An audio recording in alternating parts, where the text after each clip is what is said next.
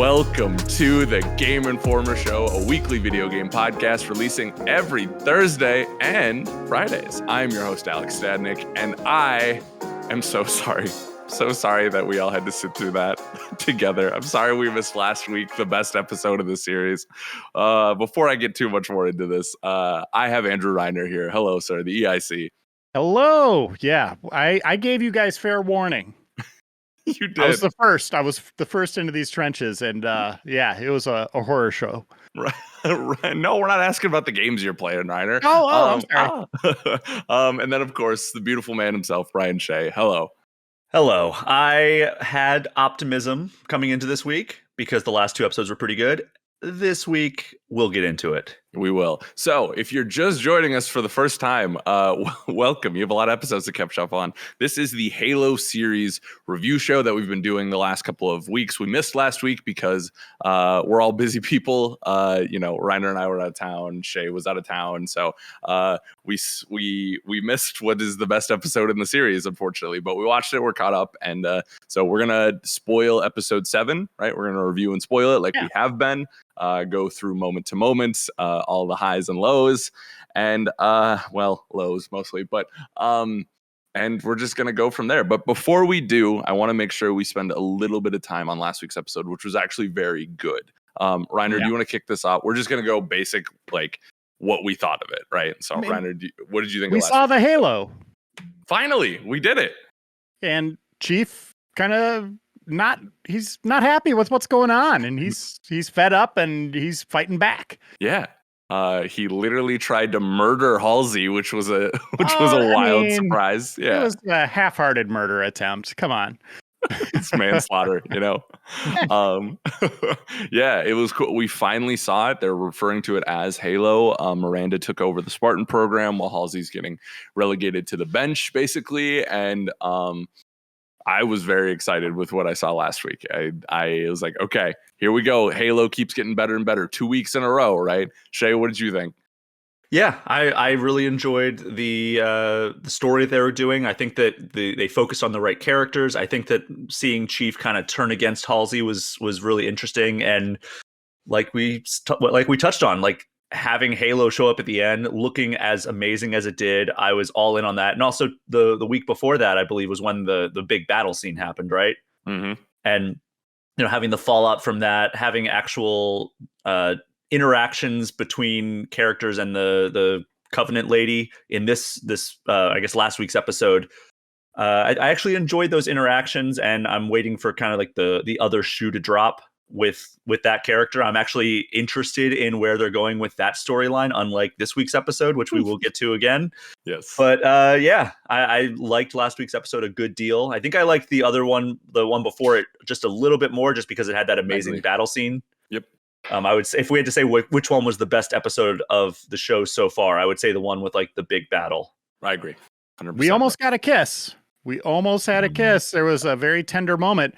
Now, we don't know what kind of romance this is. Is it going to be like true, they fall in love together, or is this going to be like Luke Skywalker and Princess Leia? And I was going to say, related? I'm thinking brother and sister more than lovers at this point. I absolutely think they were very much longingly looking into each other's eyes. They he touched her face, or she did his. I don't remember, but it was him. Yeah. Yeah. I really think we're going to get a Luke and Leia situation. Yeah. Where it's like, maybe they go in for a kiss and like Halsey kicks in the door. You're brother and sister.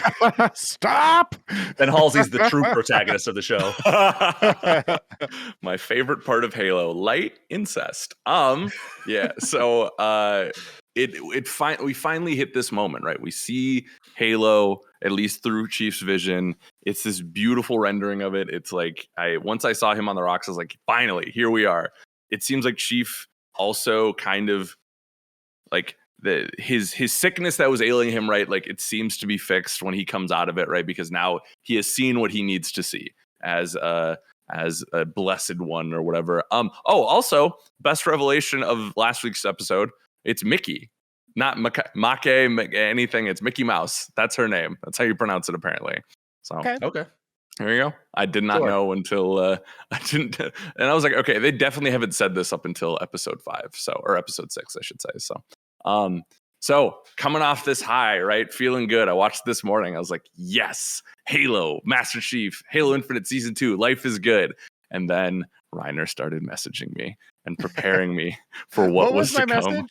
Oh no. Yeah. Oh no. Oh no. Oh No, no, no. no, Oh no, no. no, No. no, No. no, No. no, No. I was like, in my head, I was like, I know why this is so bad. But I was like, they couldn't do that. They wouldn't do that, right? And sure as stuff, I guess that's a proper segue there. They do an all Soren and Quan episode, like we were fearing they were going to do after episode 5. And then they gave us false hope, and then they finally did it in episode 7. Yeah, it started with the flashback. They always have the flashbacks at the beginning, and it was them, her earlier in her life, and I was like, this means we're going to get more of their story this episode. I was not prepared for it to be the entire episode. Yep. At about the 30-minute mark, I was like, my God. We still have halfway to go. Yeah, because like no one stopped them. And no one said this was a bad idea. No one, not a single person was like, hey, maybe we shouldn't put this episode of filler in. Are you two Breaking Bad fans? Oh, yeah. Do you remember the Fly episode? Yes. Yeah. This feels like the Fly episode, but infinitely worse, where it's like, oh, yeah. 100%. There's only one point. There's 2 story points I think they made in this that they could have done in 5 minutes.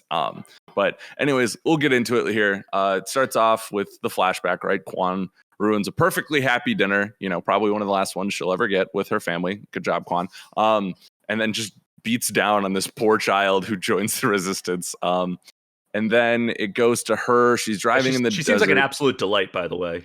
Yeah, real treat.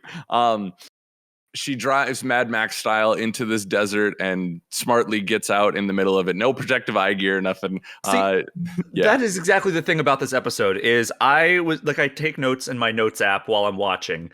And I think the first 3 notes that I have are just questions of why are characters doing this? Right. And this was the first one is like, she's driving through this like sandstorm.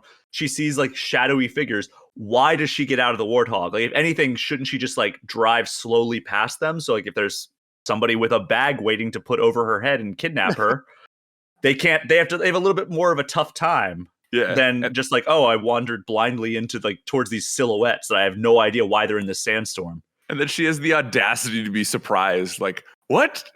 They kidnapped me? Like, what happened? I was like, of course this was going to happen. And why so urgent to go into this storm? Like, it's like, this seems like a very bad idea. You're going to like drive over something and flip your Jeep or something's going to happen. Right. Yeah. But nope, she just went in. We'll call it youthful inexperience and luck, I guess. So there she comes out of the bag, and it's these mystic desert witches that were alluded to a couple episodes ago when the assertion was made that Quan's father was not on the up and up, which that's still such a weird, like, almost red herring at this point. Like, it was like, is he a bad guy? Is he working for Vishnu? Like that kind of thing. It's like, no, he was just protecting this space well, which we'll get into. But she confronts the space or the sand ladies, and they're like, nah, you ain't ready. You ain't ready for what's coming next. And of course, she's ready. She's ready. She's ready. And takes a sip of this. We're gonna drug you. Yeah, we're gonna see if you're ready. I literally think this is what my parents warned me about with strangers for many years, and she just did it. She went and took a drink of the fire, and she has this vision, right, where she's back with Chief, who is not talking. This is also the one. What's up? This is my second question. Mm-hmm. Why is her hallucination of Master Chief the most faithful version of Master Chief in this entire show? Like, he's a man that doesn't speak. He keeps his helmet on for most of the time. And he's just like this brute force that, like, no matter what you throw at him, he like barely flinches. Yo, that's a good call out. But even She's then, he dreaming of what she wants and what we want. That's what she was like the projection of the viewer and like what they actually want this character to be. Exactly. But it is in her vision, right? She goes into this fight club, this desert fight club here, fights Chief a couple of times and learns that she needs to ally with him, basically, is the assertion there. She takes her hand. She is led to this well and has a last airbender moment where she meets like every iteration of her family members and reunites with her father, or so she thinks in the moment, right? This is also the first time we see a monitor, which is they're kind of the caretakers of the Halo rings. We don't hear from them, right? But it goes back into the well. And to me, it's like, okay, this is only important because this is how they're going to get to Halo. Covenants are going to find a way to get there through space. They're going to panic. Chief's like, what do we do? And then Quan's going to save the day here and have just a portal through a well, basically. I don't know. That was my take from this. Thoughts? No. Okay. Like, sure, like let's give this character significance that we could have just assigned to another character that we care about. It's like we had the MacGuffin be the artifact, and then they doubled the MacGuffin, and we had two artifacts, and now we have the third, which is a well. Yep. And it's like, I don't know what they're doing. There's this weird fast travel.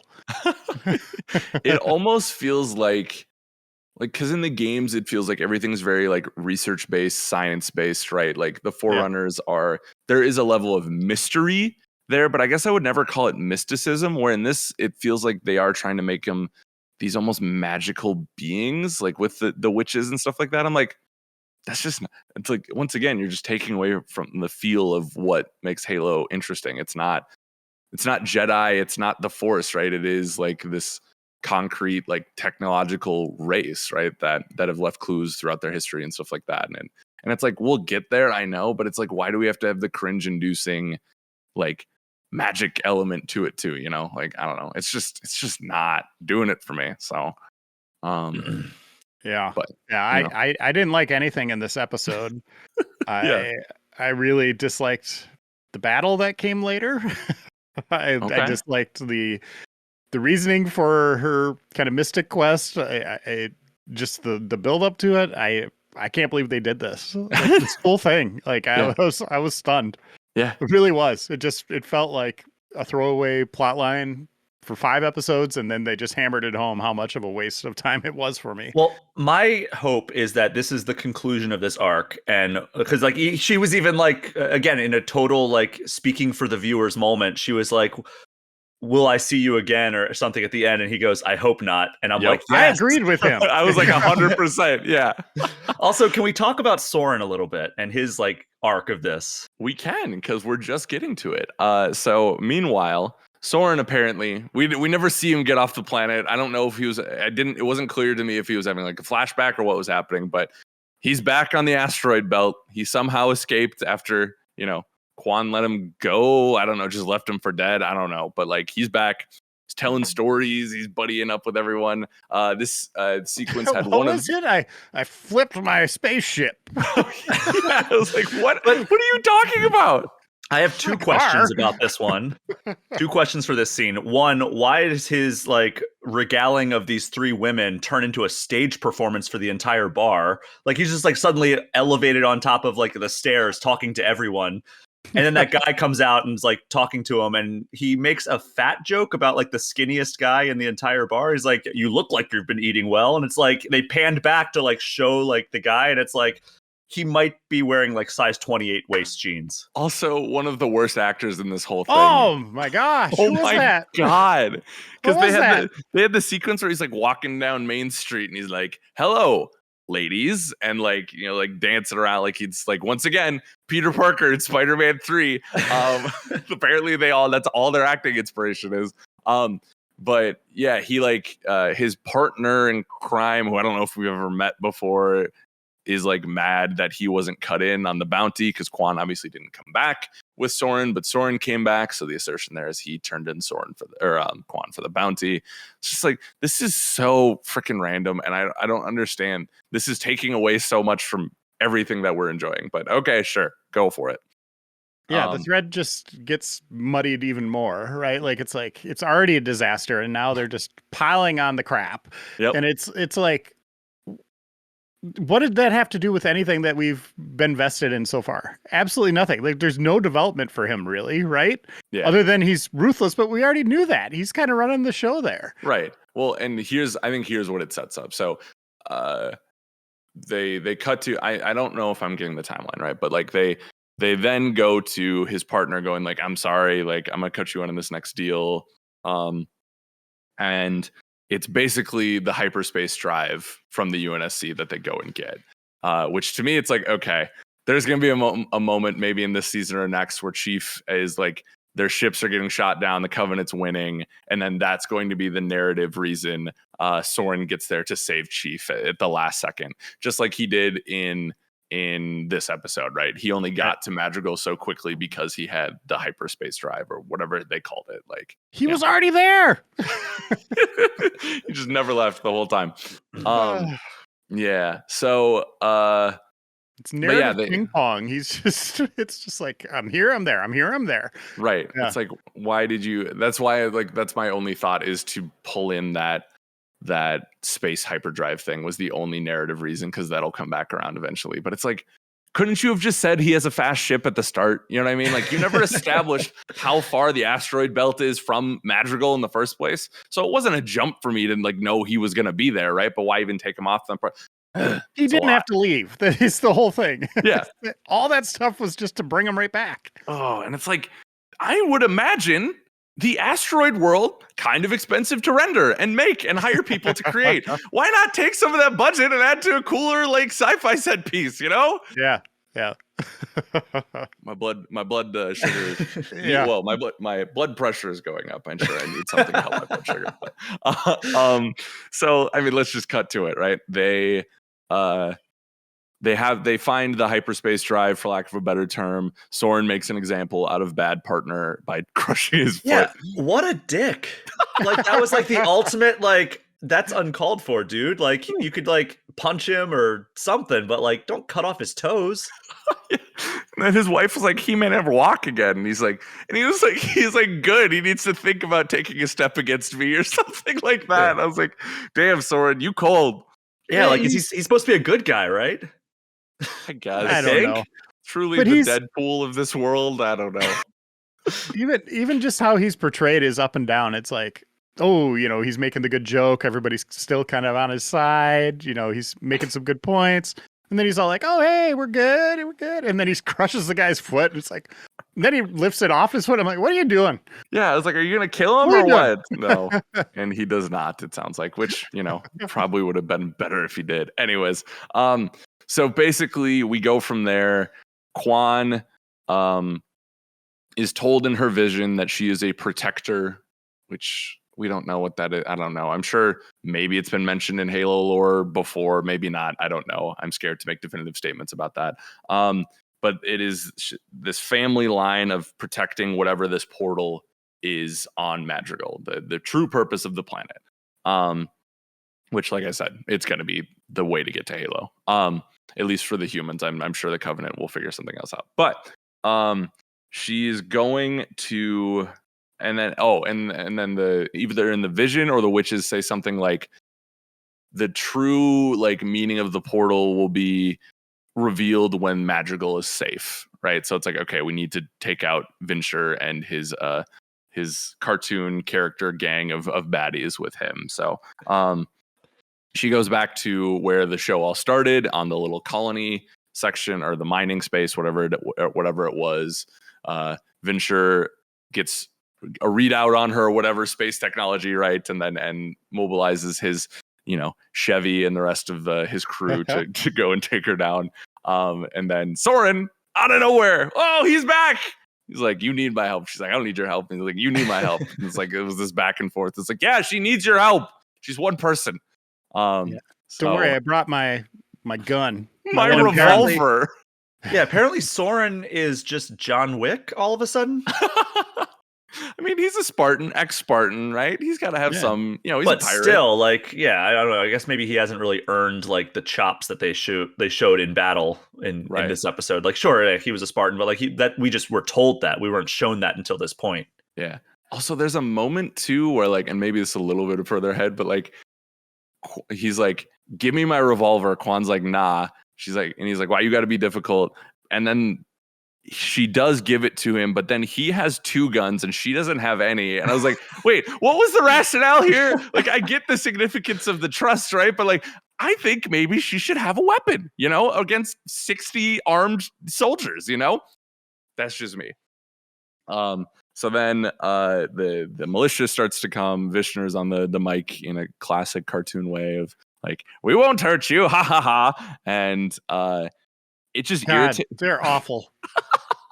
It irritated me so much. This is such a small thing, but like he like puts the cigar in like to signal like I'm the bad guy, right? But it's not even cut, so it's like he can't even smoke it. And I was like, what? We have all this attention to detail here, right? And you can't cut your cigar before you put it in your mouth. I don't know. Just well, it's like the Will Smith line: "Just bite it. It's for the look. I don't light it." So the fight begins. They learn they have to blow up the freaking mining thing to save the day. Whatever. There's an underground tunnel. She goes in it. She picks up an AR. She starts shooting folks. Reiner, you did not like this fight, correct? I like the grenade moment where she stuck it on the guy's back. Yeah. You know, there was some decent shots, you know, even if Soren, you know, holding his gun sideways, blowing guys away. It was cool. But I mean, that whole fight was very unbelievable. Like they were worse than like Star Wars' stormtroopers, you know, like they had them outnumbered and they're just getting mowed down. Anyway, he's that good. Yeah, doesn't have his helmet on either for this fight. At least Chief was smart enough in the last fight to put his helmet on. You know, he has nothing here, so it's like one headshot and you're done. But anyways, Kwan kills someone with a grenade. Cool sequence.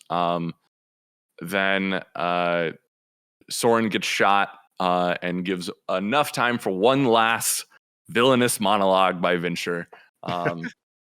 And they start quoting, like, I think it's Plato or Aristotle, where it's like the smartest man in the world knows he knows nothing, like that kind of stuff. It's like, when did we get philosophical here? Like, what is happening? And then it buys Kwan enough time to shoot the gas line, blow everything to holy hell, including Vinsher, which I wasn't sure what his like expiration date was going to be, if they're going to keep him around for the whole time, like, or even his purpose. Well, yeah, it's to be a flame broiled Whopper at this point. Like, seriously, wow. He's toasted. Yeah. They're all toasted. So, the whole space station blows up. Apparently, there's one room in this whole place that is impervious to fire. So, it was like Independence Day when the dog jumped in the doorway when the flames were coming behind it, and then the flames just didn't go in the doorway. Yeah. That's how fire works. Or I don't think it was quite as bad as the fridge in Indiana, the 4th Indiana Jones, but we're at least in the same territory. Yeah, it's like, the one metal door can withstand, that much heat, I guess. But so they survive. They have their classic hero moment, right? Where it's like, oh, we'd make a good team. And he's like, nah, I hate you, but I love you. And she's like, I hate you and I love you too. Like, they like he tries to share his like, Bitcoin or whatever those coins were with her. She says, nah. And they were Bitcoins. Yeah, they were real Bitcoins. I don't know. She doesn't have a plan. It doesn't seem like she's just like this protector of the well now, but I guess the bad guys are all gone now, so it's like it's okay. And then he's gonna go back to asteroid world to do weird drugs with his wife, and I don't know. It was just like this moment of see you later. Raining. Yeah, I laughed out loud. What caused the rain? It was. Yeah. If you look at the environment, there's not a cloud in the sky that would produce rain. Was it the thing blowing up? I don't know. I was like, okay, maybe it's the coolant to whatever the plant. They just start on fire. Yeah. I'd love that. Yeah, and she had her Shawshank Redemption moment of looking up into the sky and seeing rain for the first time. I don't know, or maybe chemicals. Maybe her eyes just burned out at this point. But I will say the special effects on that explosion did look good. That was good. Yeah. They spared no expense on the visual effects in this show. Truly, John Hammond would be proud. Yeah, I don't know. I was just happy it's over. Honestly, it was 50 minutes too. I was like, this is long. So long. I had a moment where like I had to pause it because I had somebody knocking on my door, and I got back and I saw like I was like 24 minutes in or whatever, and then I saw on the number on the right it said like 50 minutes 44 seconds or whatever, and I was like, please tell me that's not like a counting down clock. Hopefully, like I'm like, and then I looked at the bar and I'm like, okay, good, yeah, I'm halfway through. Right. I feel like I end a lot of our episodes this way. As much as that was the worst of the worst, I think we're finally through it. Like you said, Shay, like I don't think so. you don't think the next I two disagree. episodes are only focused on Halo? No, but it's all going to tie in with her and Soren again. So we're going to all of a sudden have an ensemble. Right? I don't mind that as long band. as there are characters that like whose arcs we care about. That's right. That's the thing that I'm looking forward to. Like, I think we're going to get more Soren and Quan, undoubtedly. However, like Chief and Halsey and whoever else is going to be involved, and like, you know, even just like having the redemption moment of this episode, like having Chief just show up, not say a single word, but keep his helmet on, and then like just stand there. Like that was the best part of this show for me, or this episode for me, and it was just because like, oh, I know that character.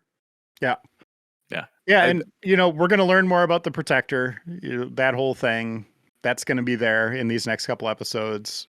They watch Did a hole Soren in the make ground. some enemies now? Was that something that they set up, that there's going to be a betrayal on his end? I don't know. God, that whole thing was just a mess. I just hope they have the announcer voice say betrayal when it happens. I'm really hoping the showrunners play Halo Infinite and realize even when you make bad choices with your characters, you can just wipe the slate clean. Because how great would it be in season 2, right? We start things off and it's like John's waking up from a fog of war. Like, oh, where did everyone go? And Cortana's like, Quan and Soren are dead. We don't know what happened. And it's like, okay, cool. Now we're focused on Halo. Like, you know, yeah, I agree with Shay, right? Like I can't do another just one like focused episode of these two characters. Like it's not working. But like as long as Chief are there and they're going to Halo, they're going towards the ring, I'll stomach it. Like I'll be fine. We won't do another review series of it, but you know, it'll be what it will be. So I was just thinking that while I was watching this episode, I'm like, say we stop doing these reviews after this season, would I keep a Paramount Plus subscription to watch season 2? And I thought like the way that I would was if like people on social media were like, oh my God, I'm 3 episodes into this season 2 of Halo and it freaking rules. Like that's the only condition that I think I would come back for a second season at this point, unless they absolutely stick the landing in these final 2 episodes and like really set up some cool stuff. Like the final scene is like the flood coming out and like it just seems like they have really great action set up for these last couple of episodes. And like that's the only scenario that I could see myself really sticking around for another season at this point. You gotta watch Star Trek. I heard it's good. Strange New Worlds. People are raving about it. Well, and you said, would you keep the Paramount Plus for Halo? No, I keep it for NFL in the fall, right? And then like, oh, I can't even watch that. It freezes on me when I try to watch live NFL on the stupid app. I tried to watch that amazing like Chiefs playoff game where they came back, and it crashed on me 17 times over the course of the 4th quarter and overtime. Shay, that's when I canceled it out of rage, and then I re-upped it for this stupid show. We brought him back, baby. Yeah. So now it is like the table is set, right? Halo will be revealed in the flesh, hopefully in the next, because next week is the penultimate episodes. We have 2 episodes left in this season. Which actually works out nice because Obi-Wan I think starts a week after, 2 weeks after. Yeah. But so yeah, like John looks like he has corrected himself a little bit, right? He's a little bit, you know, the sickness has been taken out.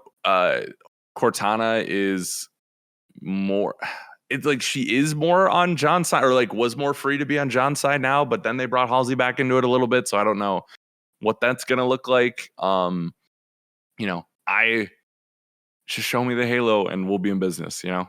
But yeah, we need more Covenant, I feel like. Like we have largely ignored the Covenant over the course of this show. And it's like, I would have rather had an episode devoted to the Covenant than these 2. Right. Yeah. But you didn't get that, did you? No, did not. These deviation episodes, I'd rather have a cheesy Christmas episode, you know, like live TV where they'd sync it up with Christmas, with like Chief giving his first gift ever, and he gives Halsey like a picture of a circle he drew. You know, like Yeah. It's perfect. there it is. You know where it is. Christmas miracle.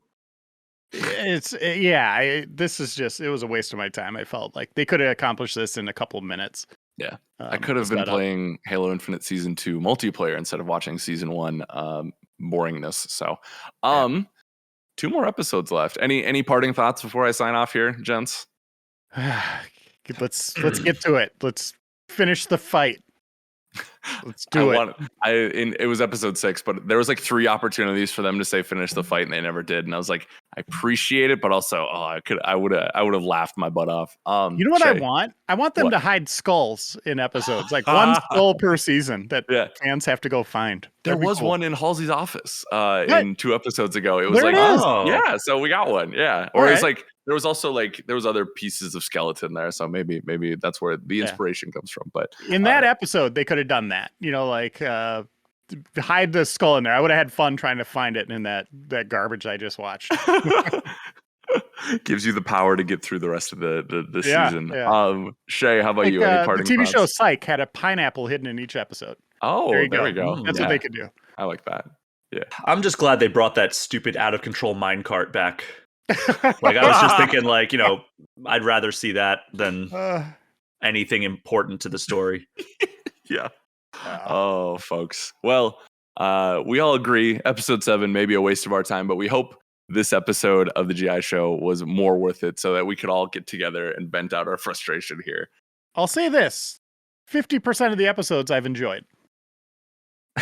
3, right? 3, I guess almost 50%. Hey, if you're a batter in the major leagues with that average, that you're Hall of Famer. You're an all-star. Yeah.